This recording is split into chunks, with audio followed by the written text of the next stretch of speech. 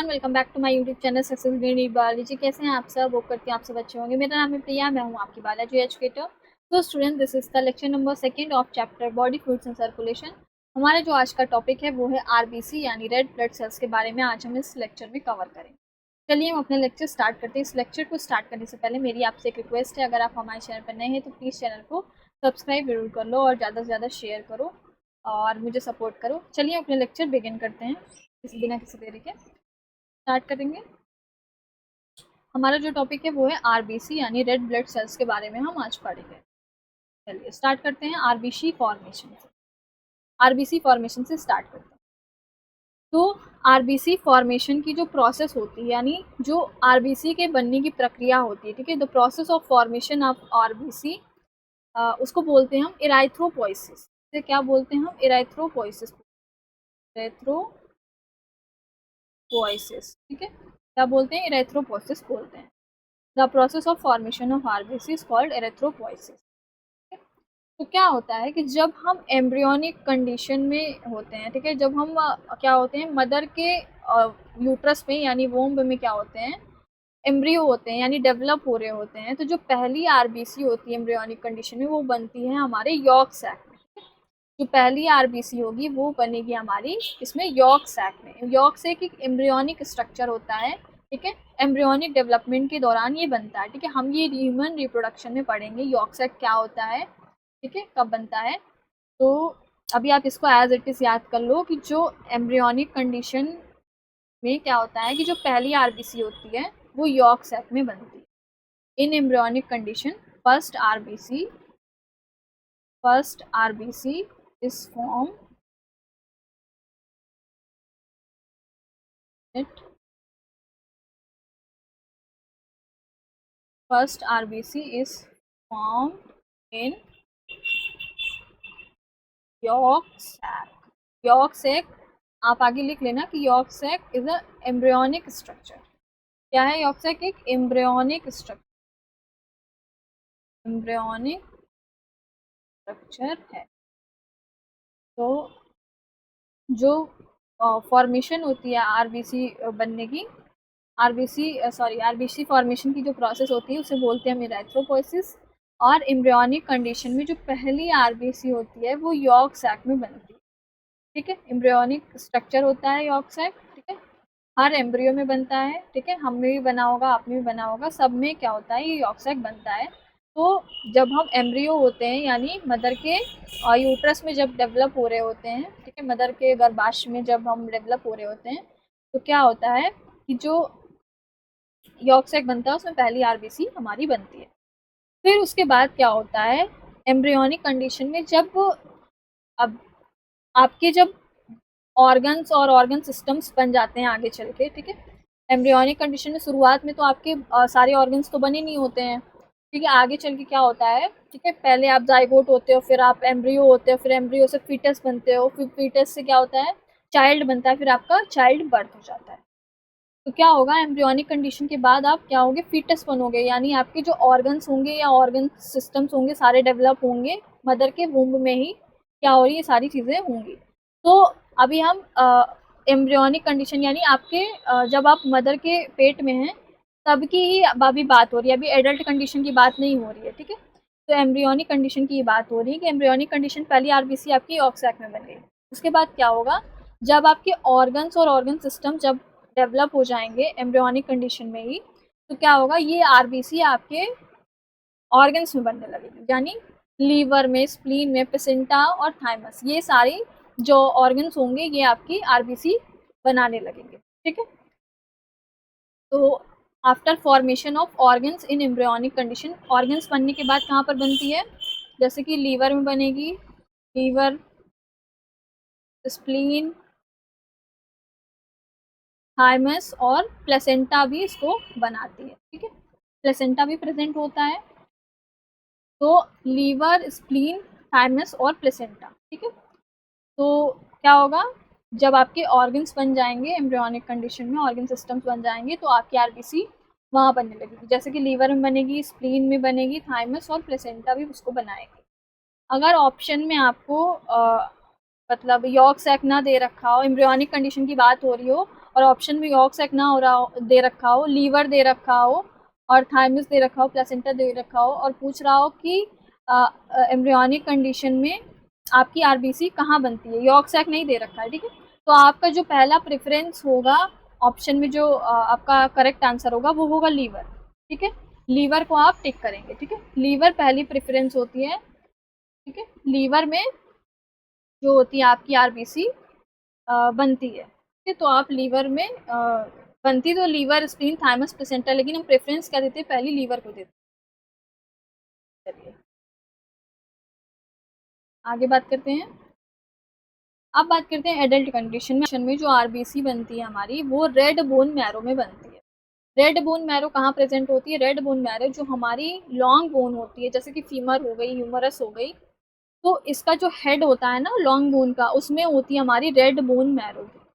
उसमें क्या प्रेजेंट होती है, उसमें रेड बोन मैरो प्रेजेंट होती है। तो एडल्ट कंडीशन में जो आरबीसी बनती है वो बनती है हमारी इसमें रेड बोन मैरो में, रेड बोन मैरो में इसमें बनेगी, रेड बोन मैरो में बनेगी, ठीक है। आइए देखते हैं कैसे रेड बोन मैरो में आरबीसी का फॉर्मेशन होता है एडल्ट कंडीशन में, ठीक है। मान लीजिए ये हमारी लॉन्ग बोन है, लॉन्ग बोन यानी फीमर है, ठीक है। फीमर हो या ह्यूमरस हो, तो उसका जो हेड वाला पार्ट होता है, ठीक है, जो हेड वाला पार्ट है ऊपर का, उसमें क्या प्रेजेंट है, ये देखो रेड बोन मैरो प्रेजेंट है, ठीक है। इस रेड बोन मैरो में क्या होती है, स्टेम सेल्स प्रेजेंट होती है, स्टेम सेल्स प्रेजेंट होती है, ठीक है। और है हमारी ये किडनी, ठीक है, किडनी होती है हमारे पास। तो किडनी में क्या होती है, जेजी सेल्स प्रेजेंट होती है, जेजी सेल्स प्रेजेंट होती है। जेजी सेल्स का फुल फॉर्म है जक्स्टा ग्लोमेरुलर सेल्स। तो हम लिख लेते हैं जक्स्टा ग्लोमेरुलर सेल्स, ठीक है। तो किडनी की जो जेजी सेल्स होती हैं वो सिक्रेट करती हैं एक हार्मोन, सिक्रेट करती हैं, सिक्रेट करती हैं एक हार्मोन जिसे हम बोलते हैं इराइथ्रोपोइटिन, इराइथ्रो इराइथ्रोपोइटिन। कौन सा हार्मोन सिक्रेट करती है, इराइथ्रोपोइटिन हार्मोन सिक्रेट करती है किडनी की जेडी सेल्स।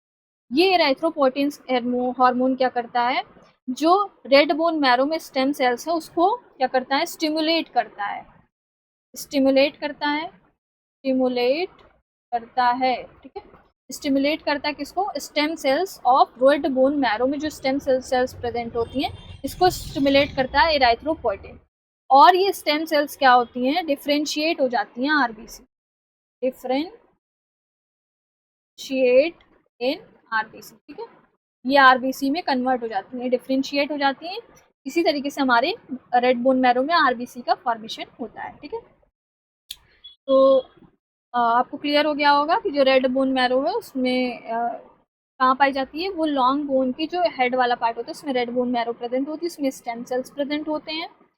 और जो किडनी की जेजी सेल्स होती हैं यानी जक्स्ट्रा ग्लोमेरुलर सेल्स, ये सिक्रेट करती हैं एक हार्मोन जिसे बोलते हैं इराइथ्रोपोइटिन। इराइथ्रोपोइटिन हार्मोन स्टिमुलेट करता है इस स्टेम सेल्स को जो कि रेड बोन मैरो में प्रेजेंट है, और ये स्टेम सेल्स डिफ्रेंशिएट हो जाती हैं आरबीसी में, ठीक है, यानी कन्वर्ट हो जाती हैं आरबीसी में। इसी तरीके से हमारी बॉडी में एडल्ट कंडीशन में आरबीसी का फॉर्मेशन होता है। तो हमने एम्ब्रियोनिक कंडीशन को भी देख लिया और हमने एडल्ट कंडीशन को भी देख लिया, ठीक है, कि आरबीसी कैसे बनती है। अब यहाँ पर देखो कि एडल्ट कंडीशन की बात हो रही है, एडल्ट कंडीशन यानी आफ्टर बर्थ ऑफ बेबी, ठीक है। जैसे ही बच्चे का जन्म होता है तो उसको हम एडल्ट कंडीशन मानने लगते हैं, ठीक है। मान लो जैसे ही बच्चे का जन्म हुआ, एक दिन का हो गया, बस हम उसको एडल्ट मानने लगेंगे, ठीक है। यहाँ एडल्ट के मतलब ये नहीं कि 40 साल, 50 साल, 15 साल, 20 साल हो गया, ठीक है। तो एडल्ट कंडीशन क्या होते हैं, after child birth, after child birth, ठीक है। तो चाइल्ड बर्थ के बाद जो होती है कंडीशन, उसे हम बोल रहे हैं एडल्ट कंडीशन यहाँ पर, ठीक है। तो एडल्ट कंडीशन में रेड बोन मैरो में बनती है। और हमने यहाँ पर देखा कि एम्ब्रियोनिक कंडीशन में कैसे कहाँ कहाँ बनती है, ठीक है। तो हमने ये सारी बातें कर ली। चलिए अब नेक्स्ट मूव करते हैं। ये लाइन मैंने लिख दी है, kidney secretes erythropoietin hormone, erythropoietin hormone बनाती है which acts on stem cells of red bone marrow and RBC are formed inside red bone marrow, ठीक है। ये चीज़ें हमने आपको लिख के दे दी है। नेक्स्ट मूव करते हैं, आरबीसी के नंबर की बात करते हैं, ठीक है, कि आरबीसी का नंबर कितना होता है हमारे ब्लड में, ठीक है। तो आरबीसी का जो नंबर होता है वो 5 से लेकर के 1 मिनट,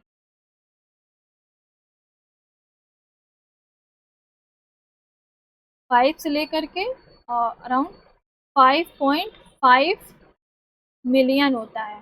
5.5 से लेकर के 5.5 मिलियन पर mm³ ऑफ ब्लड। ठीक है, ठीक है। तो 5 से लेकर के 5.5 मिलियन mm³ ऑफ ब्लड जो आरबीसी का नंबर होता है हमारे ब्लड में होता है। ठीक है, कितनी मिलियन आरबीसी हमारे ब्लड में पाई जाती है पर mm³ ऑफ ब्लड। ठीक है, यानी 1 माइक्रोलीटर आप ब्लड लेंगे तो उसमें आपको 5 से लेकर के 5.5 मिलियन आरबीसी आपको देखने को मिलेगी। ठीक है, चलिए आरबीसी की शेप की बात करें तो आरबीसी का शेप होता है बाइकॉनकेव। ठीक है, ये देखो ये आरबीसी हमने बनाई है, ये बाइकॉनकेव शेप की होती है ना, बीच से ये चपटी है। ठीक है, बीच से चपटी दिख रही है, तो ये इसका शेप कैसा होता है, बाइकॉनकेव होता है। ठीक है, चलिए आगे बढ़ते हैं। तो अब बात करते हैं आरबीसी, मेमेलियन आरबीसी, यानी हम लोग भी इसमें इंक्लूड हैं, इंक्लूडिंग ह्यूमंस। मेमेलियन आरबीसी की बात करेंगे तो न्यूक्लियस जो होता है आरबीसी में क्या होता है, एब्सेंट होता है। न्यूक्लियस क्या होता है, एब्सेंट होता है। कोई सेल ऑर्गेनील्स पाई जाती हैं जैसे कि mitochondria, Golgi, body, ER, endoplasmic reticulum, ये सारे ऑर्गेनील्स भी क्या होते हैं, सारे एब्सेंट होते हैं। सारे क्या होते हैं, एब्सेंट होते हैं। क्यों एब्सेंट होते हैं और न्यूक्लियस भी क्यों एब्सेंट होता है, क्योंकि हमें जो इंटायर स्पेस है आरबीसी के अंदर वो हीमोग्लोबिन को देनी होती है। ठीक है, हीमोग्लोबिन ज़्यादा से ज़्यादा आरबीसी के अंदर भर सके, इसलिए क्या होते हैं ये सारे सेल ऑर्गेनील्स और न्यूक्लियस क्या होते हैं, एब्सेंट होता है। अगर ये सारे प्रेजेंट हो जाएंगे तो हीमोग्लोबिन की जगह ज़्यादा नहीं बचेगी और हीमोग्लोबिन ज़्यादा आरबीसी के अंदर नहीं रह पाएगी। ठीक है, ज़्यादा उसके लिए स्पेस नहीं बचेगी। तो ये सारे जो न्यूक्लियस होती है और सेल ऑर्गेनील्स वगैरह एब्सेंट होते हैं। ठीक है, अगर आरबीसी में हीमोग्लोबिन ज़्यादा होगा तो वो ज़्यादा क्या करेगा, गैसेस का ट्रांसपोर्ट करेगा, ज़्यादा ऑक्सीजन कैरी कर पाएगा। ठीक है, तो इस वजह से क्या होता है, ये सारी चीज़ें एब्सेंट होती हैं। ठीक है, तो रीज़न क्या है इसका, रीज़न क्या है, to give entire space for H B लिख दिए हैं यहाँ पे मैंने शॉर्ट फॉर्म में, हीमोग्लोबिन। ठीक है, to give entire space for haemoglobin. ठीक है, तो इसका ये रीज़न है। अब बात करते हैं red colour of RBC due to haemoglobin. ठीक है, जो आरबीसी में रेड कलर होता है वो हीमोग्लोबिन की वजह से होता है। हीमोग्लोबिन क्या है, एक प्रोटीन कह लो या एक पिगमेंट कह लो। ठीक है, हीमोग्लोबिन एक प्रोटीन भी है और एक पिगमेंट भी है। ठीक है, तो red colour of RBC due to haemoglobin, ये क्या है, ये एक प्रोटीन भी है और या कह लो ये एक पिगमेंट भी, ये क्या है, पिगमेंट भी। Okay, is it clear, red colour of RBC due to haemoglobin, protein या पिगमेंट। ओके, तो आरबीसी का ये जो है ये हमने शेप बना दिया, ये आरबीसी है। ठीक है, तो आरबीसी में क्या होती है, ये पूरा हीमोग्लोबिन से भरी होती है, ये पूरी आरबीसी हीमोग्लोबिन से फिल अप होती है। ठीक है, ये आरबीसी, ये क्या है, एचबी, यानी हीमोग्लोबिन प्रेजेंट है। ज़्यादा हीमोग्लोबिन प्रेजेंट होती है तो ज़्यादा क्या करेगी, गैसेस का ट्रांसपोर्ट करेगी, ज़्यादा गैसेस को कैरी करेगी, तो ज़्यादा गैसेस हमारी बॉडी में ट्रांसपोर्ट हो पाएंगे। ठीक है, ऑर्गन्स को मिल पाएंगे। इस वजह से क्या होता है, आरबीसी में सेल ऑर्गेनिल्स और न्यूक्लियस एब्सेंट। नेक्स्ट मूव करते हैं, मिनट।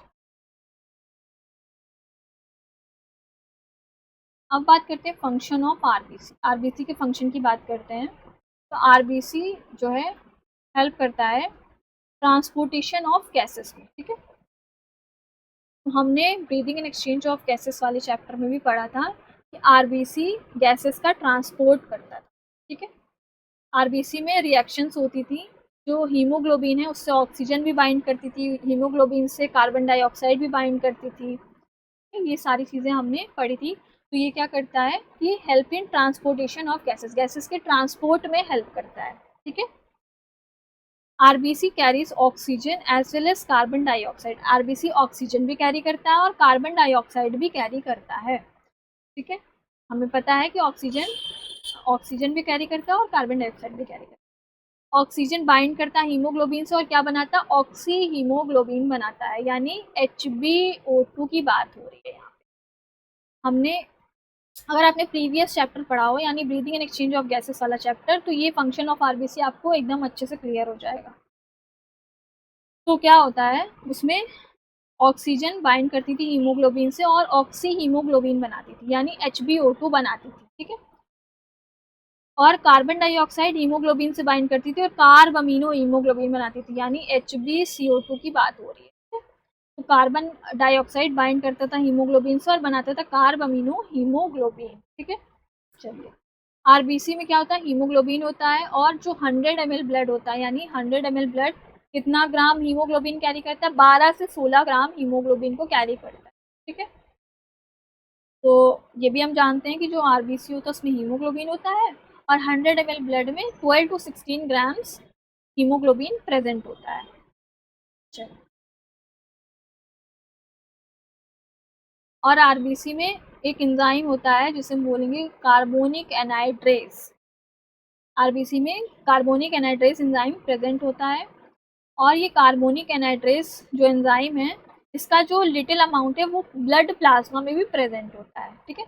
आरबीसी है ये और इसके अराउंड क्या है, ये ब्लड का लिक्विड पार्ट प्लाज्मा प्रेजेंट है।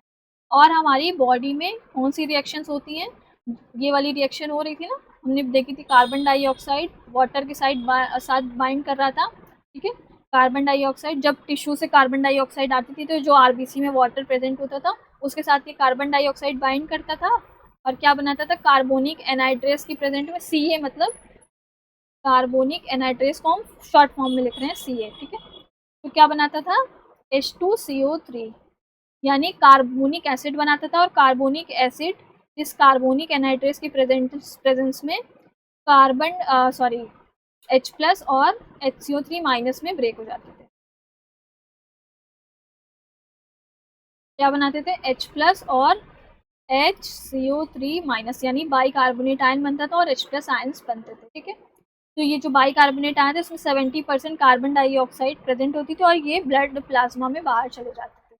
ये रिएक्शन हमने पढ़ी है ब्रीदिंग वाले चैप्टर में।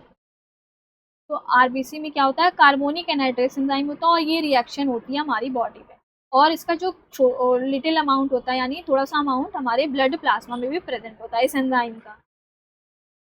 नेक्स्ट मूव करते हैं, लाइफ स्पैन ऑफ आरबीसी की बात करेंगे, ठीक है। तो जो लाइफ स्पैन होती है आरबीसी की वो होती है 120 डेज, ठीक है, 120 दिन, ठीक है। जो आरबीसी की लाइफ स्पैन होती है वो होती है 120 डेज, 120 दिन, ठीक है। 120 दिन के बाद क्या होता है, ये आरबीसी डिस्ट्रॉय हो जाती है, ठीक है। और 120 दिन जिंदा रहने के बाद ये आरबीसी डिस्ट्रॉय हो जाती है और इसको डिस्ट्रॉय कौन करता है, स्प्लीन, ठीक है। स्प्लीन क्या है, ग्रेवयार्ड ऑफ आरबीसी। 120 दिन के बाद आरबीसी कहाँ जाती है, स्प्लीन में जाती है। स्प्लीन एक ऑर्गन होता है जो हमारी बॉडी में प्रेजेंट होता है और स्प्लीन को हम कहते हैं ग्रेवयार्ड ऑफ आरबीसी। ग्रेवयार्ड यानी कब्रगाह, ग्रेवयार्ड का मतलब होता है कब्रगाह। आरबीसी की जो कब्रगाह होती है वो होती है स्प्लीन। आप 120 दिन के बाद आरबीसी कहाँ जाती है, स्प्लीन के पास जाती है और वहाँ पर क्या होता है, इस आरबीसी का डिस्ट्रक्शन होता है, ये आरबीसी वहाँ पर ख़त्म हो जाती है। स्प्लीन में मैक्रोफेज होते हैं जो इस आरबीसी को डिस्ट्रॉय करते हैं। Spleen has macrophages which destroy these RBC, sorry, macrophage destroy RBC by phagocytosis.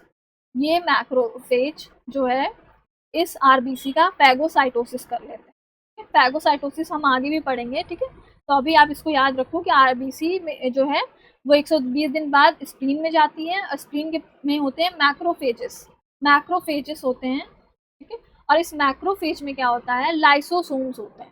Lysosomes के पास हाइड्रोलिटिक एंजाइम्स होते हैं। हाइड्रोलिटिक एंजाइम्स वो होते हैं जो वाटर के प्रेजेंस में क्या करते हैं, तोड़ फोड़ करते हैं, मतलब वाटर की प्रेजेंस में क्या करेंगे, ब्रेक कर देते हैं, तोड़ फोड़ करते हैं।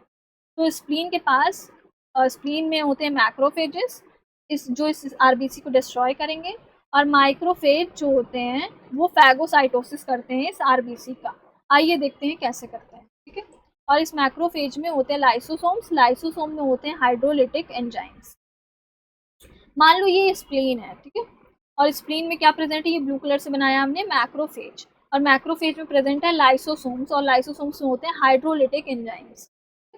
और ये आरबीसी 120 दिन बाद, ये आरबीसी 120 दिन की हो गई और ये गई कहाँ, स्प्लीन में गई। ये आरबीसी कहाँ गई, स्प्लीन में चली गई।